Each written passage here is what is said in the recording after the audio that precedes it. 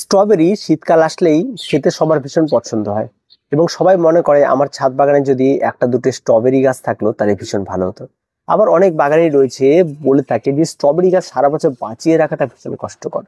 তো আজকে মূলত এই স্ট্রবেরি গাছ সারা বছর তো বেঁচে থাকবেই, তার সঙ্গে সঙ্গে এবছর সম্পূর্ণ নতুন, কোন রকম তাদের প্রতি কোনো যত্ন নয় এবং তাদেরকে নতুন এক্সপেরিমেন্টে রাখা যে এবছর এরা কেমন থাকছে সারা বছর বেঁচে, এটা একদম খোলা আকাশের নিচে। কারণ অন্যান্য বছর এদেরকে অনেক যত্ন করি, শেডের নিচে রাখি, রোদটা কম লাগাই, তাতে দেখা যায় যে এদের যে গ্রোথ, এদের যে চারা দেওয়া সেটা যে পরিমাণ হয় বাইরে এবছর রাখাতে তাদের কিন্তু চারা দেওয়ার পরিমাণটা বা চারা ছাড়ার পরিমাণটা, রানারের পরিমাণটা অনেক বেশি। অতএব আমরা হয়তো কোথাও ভুল করে ফেলেছিলাম বিভিন্ন রকম সাইড, বিভিন্ন রকম জায়গা থেকে।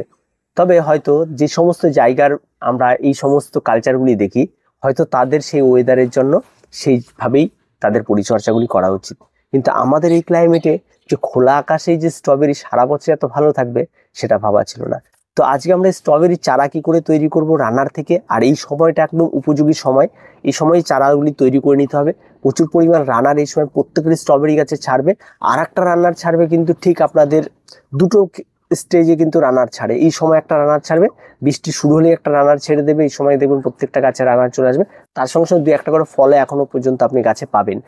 আর এই রানারগুলিকে বাঁচিয়ে রাখতে হবে। আর একটা রানার আপনি ঠিক সেপ্টেম্বর অক্টোবরের দিকে আরেকবার আপনি রানার পেয়ে যাবেন। তো এই দুটো রানারকে বাঁচিয়ে আপনাকে গাছগুলিকে রেখে দিতে হবে, তাহলে গাছগুলি সতেজ গাছ থাকবে এবং পরবর্তী যখন এই সমস্ত গাছগুলি আবার আপনি বসাবেন তখন কিন্তু আপনি প্রত্যেকটা গাছ কিন্তু ভালো পাবেন। আর সেই সময় কিন্তু গাছগুলি থেকে যে চারা তৈরি হবে আর আরো পরিমাণে কিন্তু বেড়ে যাবে। তাই একটা দুটো গাছ থেকে কিন্তু মোটামুটি ভাবে 100-150 চারা তৈরি করা কোনো ব্যাপার না, তারও বেশি পরিমাণ হয়ে যায়, আপনি বিক্রি পর্যন্ত করতে পারবেন।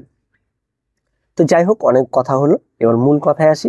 এই রানারগুলি থেকে চারা তৈরি করতে হলে আপনাকে দুটো জিনিস করতে হবে। একটা হচ্ছে হয় প্লাস্টিকের গ্লাস নিতে হবে, আর না হলে আপনাকে নিতে হবে এখানটায় চায়ের কাপ। ছোট ছোট কাগজের চায়ের কাপ নিলে একটু অসুবিধা হয়, কারণ বৃষ্টির জল কাগজের চায়ের কাপগুলি নষ্ট হয়ে যায়।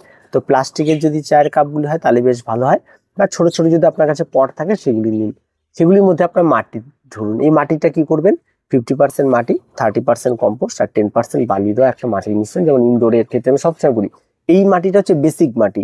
এই মাটিটা সবসময় সবকিছুতে আপনি ব্যবহার করতে পারবেন। এই যে একটা মাটির মিশ্রণ তৈরি করুন, ঠিক রানারগুলির নিচে নিয়ে যান, নিচে নিয়ে গিয়ে রানারগুলিকে তার উপর আস্তে করে বসিয়ে দিয়ে একটা ক্লিপ বা কোনো কিছু দিয়ে সেটা আটকে দিন।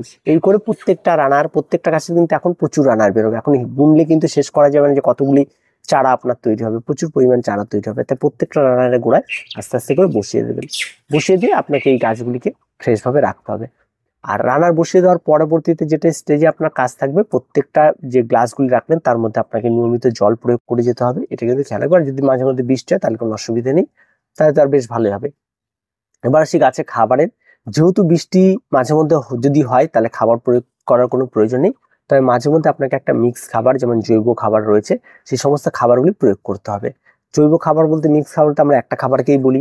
হাড় গুঁড়ো, শিংকুচি, নিমখোল প্রত্যেকটা 1 চামচ করে নিয়ে 6 ইঞ্চি মাপের টব হলে 1 চামচ আপনার ব্যবহার করুন। এই খাবারটা প্রতি মাসে একবার করে এখনো চালিয়ে যান এই স্ট্রবেরি গাছে, তাহলে গাছ আরো বেশি স্ট্রং হবে। আর এই গাছ যদি আগামী বছর বাঁচিয়ে রাখতে পারেন তাহলে এই গাছের ফলন কিন্তু আরো মাত্রা বাড়বে। তার কারণ স্ট্রবেরি গাছ পুরনো যত হয় তার ফলন কিন্তু আরো বেশি হয়। তো এটাও কিন্তু খেয়াল রাখবেন। তো এই গাছগুলিকেও নষ্ট করবেন না, এই গাছগুলিকেও আরো পুরনো করার চেষ্টা করুন এবং গাছগুলিকে বাঁচিয়ে রাখার চেষ্টা করুন। এবার আসি রোগ পোকামাকড়। এই সময় আসলে গাছে রোগ পোকামাকড় হবে, এক ধরনের মতো ছোট ছোট পোকা দেখবেন গাছের পাতা খেয়ে ফেলবে। একবার স্প্রে করলেই মোটামুটি ভাবে পরিষ্কার হয়ে যায়, যে কোনো সুপার ক্লে স্প্রে করলেই। আমি সেটাও স্প্রে করিনি, যে বছর গাছগুলি একদমই পুরো সম্পূর্ণরূপেই ফেলে রেখেছিলাম যে কি হয়। তো তাতেও বেশ ভালো, গাছগুলি এখনো ঠিকঠাক আছে। তো বৃষ্টিতে একটু ক্ষতি হয়, তো এখনো বৃষ্টি পড়ছে, তবে রানারগুলি থেকে চারাটাই মেন ইম্পর্টেন্ট।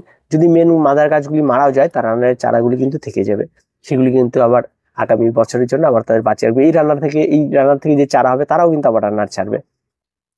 তো তাই যাদের যাদের স্ট্রবেরি গাছ রয়েছে তারা এখন থেকে রানারগুলি চারা তৈরি করুন, গাছের সামান্য একটু খাবার দিন, গাছগুলিকে যেমন জায়গায় রেখেছিলেন তেমন জায়গায় রাখুন, তাতেই গাছ থেকে যাবে, তেমন কোনো রকম কঠিন কিছু হবে না।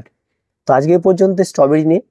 তো দেখা হচ্ছে পরবর্তী ভিডিওতে। প্রত্যেকে ভালো থাকবেন, প্রত্যেকে সুস্থ থাকবেন, আর চ্যানেলটিকে অবশ্যই সাবস্ক্রাইব করে রাখবেন।